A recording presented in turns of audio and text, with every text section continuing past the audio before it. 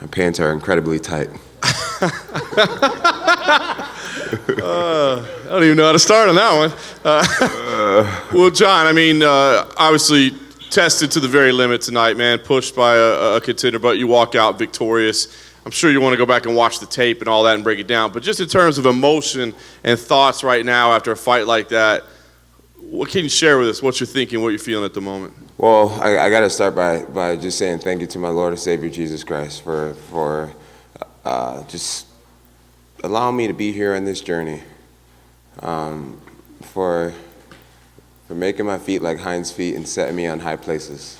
This is truly a high place to be a Christian fighter representing the UFC and being one of the best.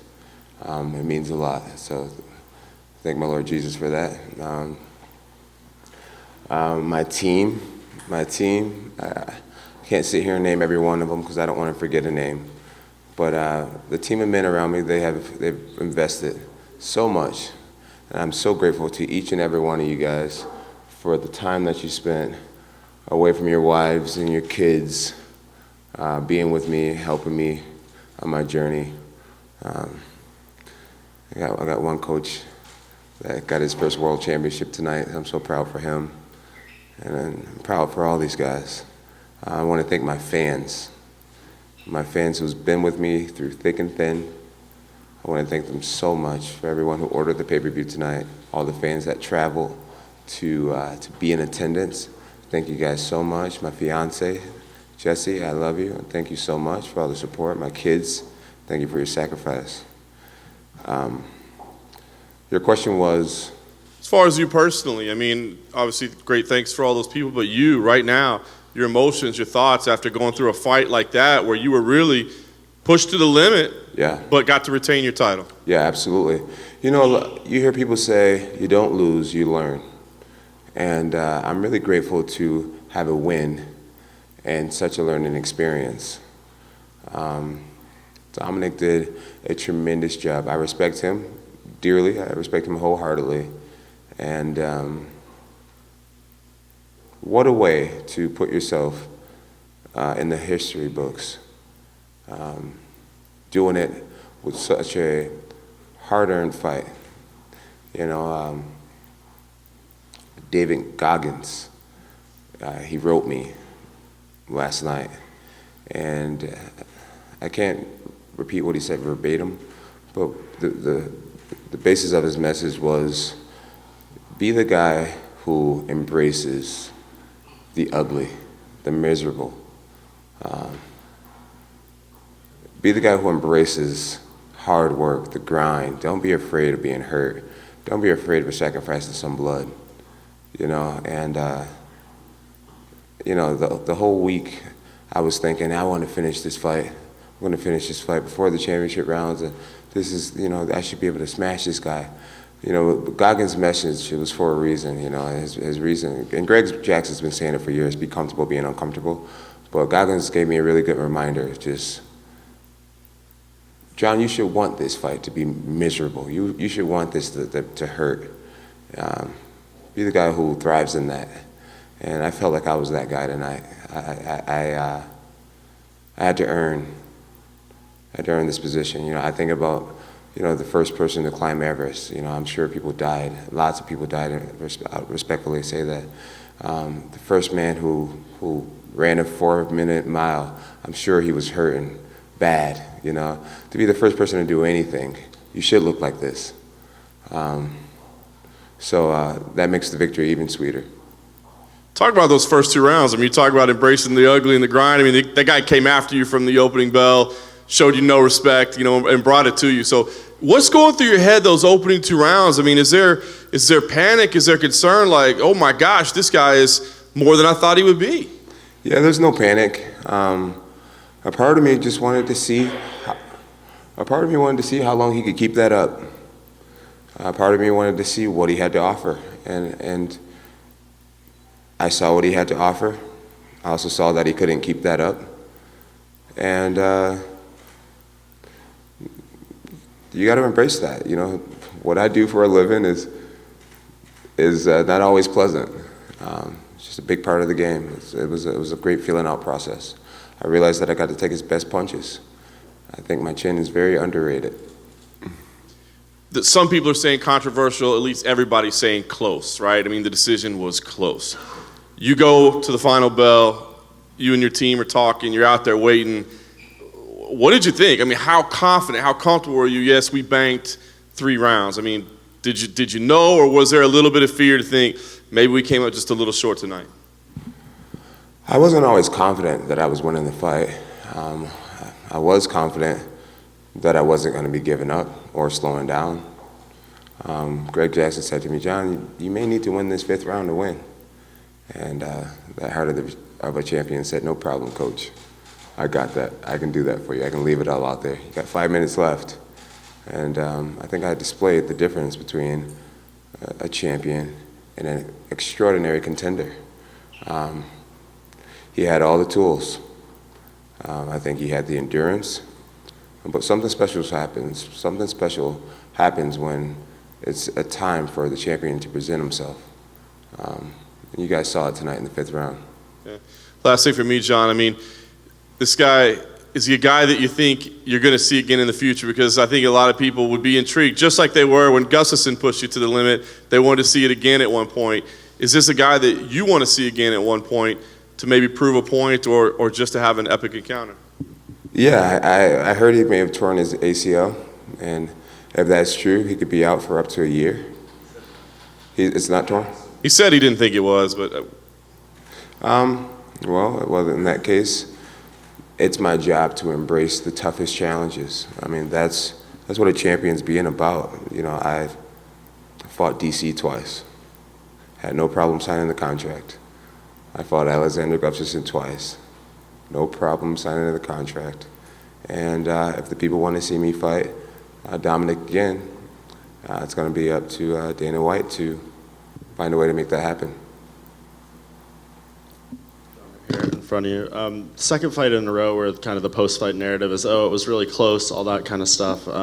Dana was in here earlier, and he said that just from what you did so early in your career, the standard is so high for you, or the expectations are so high for you to perform. Do you think, you know, in the sense that people, it kind of clouts their judgment in a fight? They see a guy, you know, giving you a little bit of trouble, and maybe they think he's doing better than he actually is, in a way? Yeah, I got to watch, I think it was Gilbert Melendez, and I want to say it was Dominick Reyes. They did an interview recently where they watched my Thiago Santos fight. They watched it without commentary, and they also watched it without. They watched it after some time had passed, and they got to look at it without all the emotion, and they realized, excuse me, and they realized maybe this fight, maybe John really did win the fight, you know. So I think I have set a high standard. Out of maybe 30 fights, only 3 people have put me into an actual competitive match. Seeing me with black eyes, seeing me get punched is not something that happens every time I show up. So people definitely get really excited, even when an opponent throws a jab. When an opponent, you know, at one point I think I fell to the ground. I wasn't hurt. I bounced right back up. But the fans loved that. You know what I mean? So it's hard when you when people expect great things out of you at all moments. You know, I'm still a martial artist like everyone else. I bleed. I have insecurities. I have weakness. I have pain right now. So it's hard when not only you're fighting for these records, but you're fighting for people's approval. You're fighting to look extraordinary every time. It's a lot of pressure. And with that said, though, I mean, I'm sure you would prefer to have the dominant performances, the finishes and everything. In your mind, is there anything you could be doing, whether it's in your preparation in the fights itself, to make these fights, you know, more definitive and not having us have these discussions about being close afterwards? Yeah, you know, I'm happy with what myself and my team's been able to accomplish. You know, out of my last 4 fights, you know, I finished Alexander Gustafsson, which was, I mean, he sent me to the hospital the first time. I experienced morphine for the first time with him, and I finished him. And then Anthony Smith, I didn't get the finish, but I mean, he was in the fetal position for a lot of that fight. That was a dominating performance. And unfortunately, you know, for some of my fans, Thiago Santos and Dominick Reyes, I couldn't put them away, and they challenged me. But there's good in that. You know, one of Mike Tyson's biggest problems was that he was so dominant, people lost interest. So the fans got their money worth tonight by seeing me go through the ringer and getting to see the heart of a champion. That's totally worth the $60 you paid on pay-per-view. So there's good in this. Yeah, and lastly for me, you mentioned the history books and records and stuff a few times up here. I mean, most title fight wins in history now. You're one of the few people to have 20 UFC wins, longest unbeaten streak, all these things. I think I saw you mention that you're one of the greatest American athletes in the UFC quote they sent out. What does just tonight making this type of history mean to you and your legacy? It means a lot. You know, as of right now, it's hard to, I've been so focused on winning. Winning this fight, I haven't really thought about everything this means, but I know it means a lot. There's been so many tremendous athletes to compete in the UFC and to do something that none of them has done, it means a lot. I'm happy for myself, but I'm more happy for my coaches. I mean, these guys are a part of something special. You know, when they get to tell their grandkids, you know, I trained possibly one of the baddest fighters ever. You know, and hopefully my record still stands when they have grandkids. I think years from now, what I did tonight will be more appreciated. I really don't see anyone beating this record for a very long time. If George St. Pierre came back, I guess he could compete for that to get right. Could he? Yeah, he's one behind me. So George will be the only person that could come back and compete for this record. Outside of that, I don't see anybody getting up there with that record. Mixed martial arts is getting harder and harder.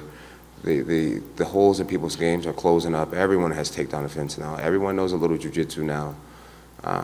Everyone can switch stances and do things like that. So I think I'll appreciate what happened tonight, you know, 10 years from now when that record is still standing. All right, John. First question over here. You talked a couple of times about the heart of a champion. I don't know if you were aware of the former Houston Rockets coach, Rudy Tomjanovic. When they defended their title in the 94-95 season, he talked about never underestimate the heart of a champion. Is that something you felt that Dominick underestimated today, your heart and your chin, perhaps? Yeah, that chin is underrated for sure. I mean, I've watched Dominick knock so many people out, and I feel like I took some of his cleanest shots, and at no point was I wobbled. You know, I think my vision went out at a few points, but you know, God has blessed me with a chin, and that's something I can't take credit for at all. Either you're born with one or you're not, and I have a great chin, so I'm grateful for that. But a heart of a champion, man, that's something that I don't know can be taught by a coach. I think that's also something you're born with.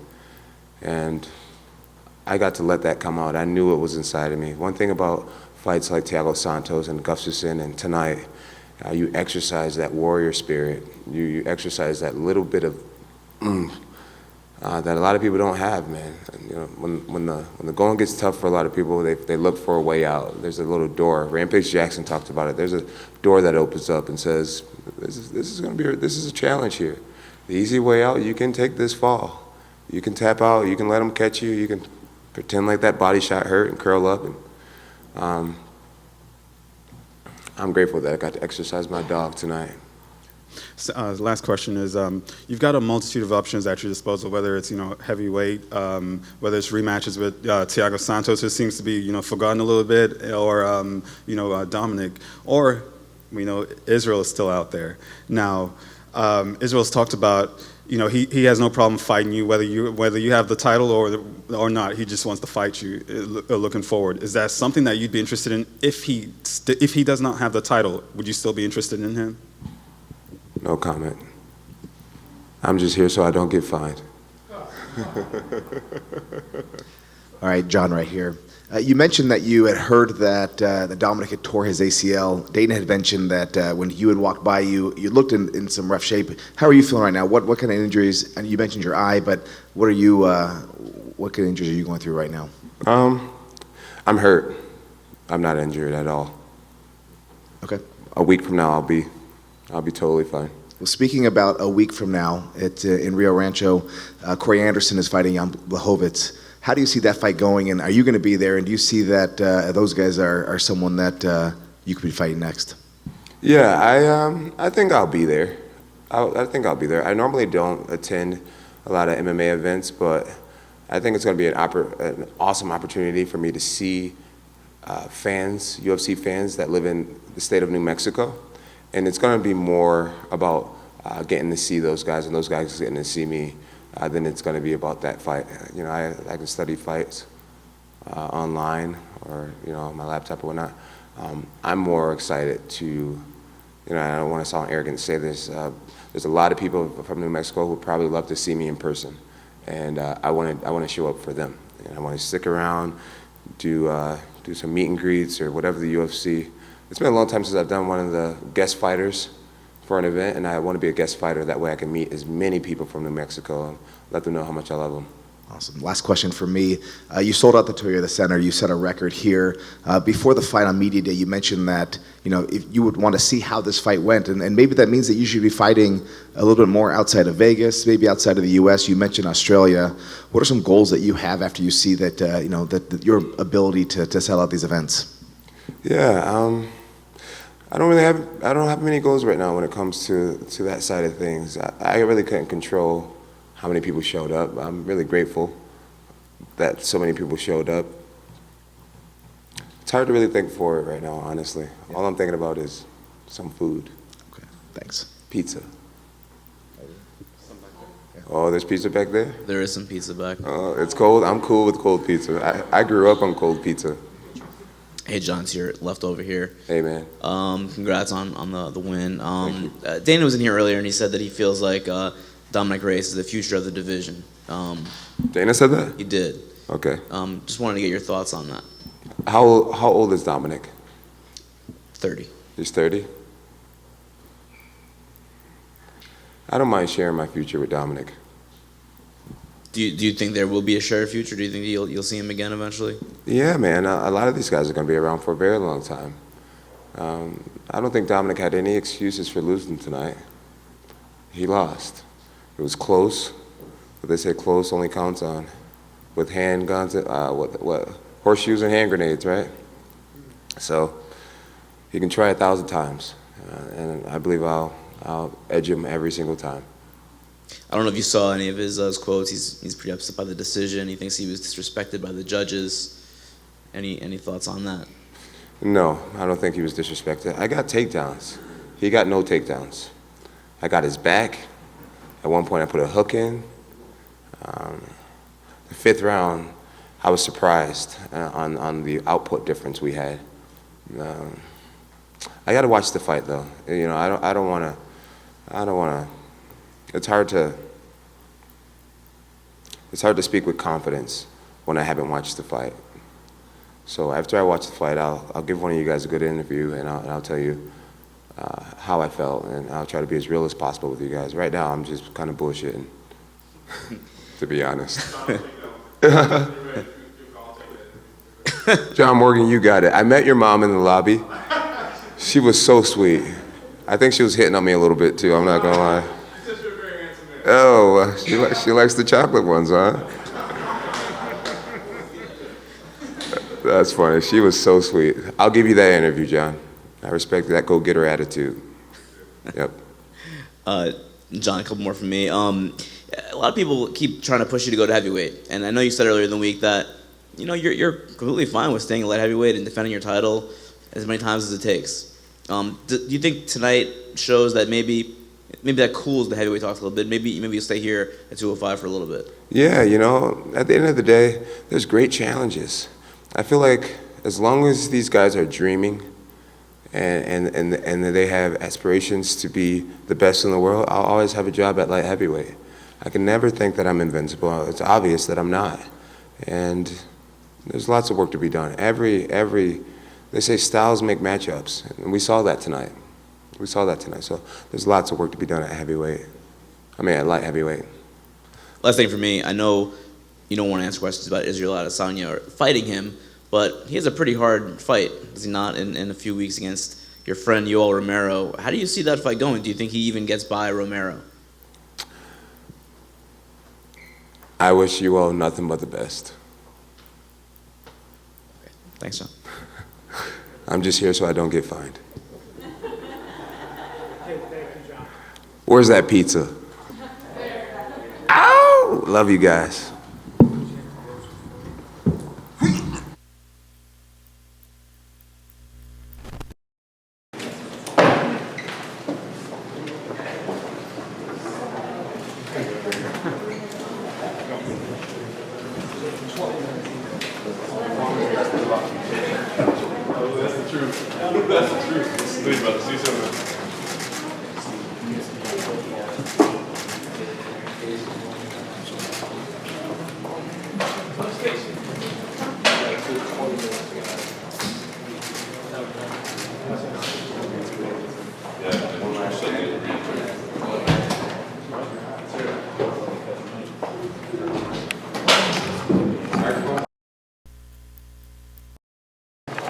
turn the mic back on? Microphone still on? Beyonce is the best singer of all times. No, I'm joking. I'm going to be using a lot of Pure Kana CBD tonight, all right? Holler at you guys. Love you guys.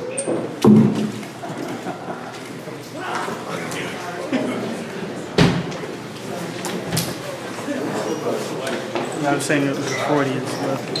I got a great future. I mean, light heavyweight. It's good talking about Steve all week.